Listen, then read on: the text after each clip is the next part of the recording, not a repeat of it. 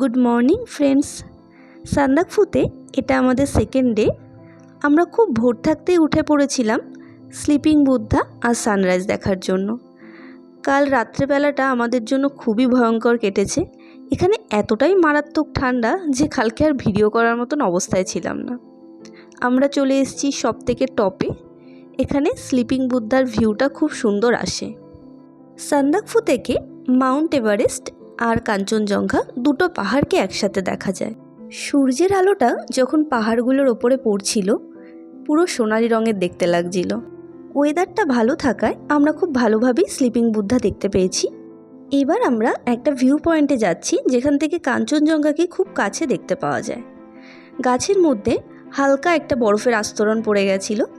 আমরা এখানে পাহাড়ি চমড়িগাইও দেখতে পেয়েছি।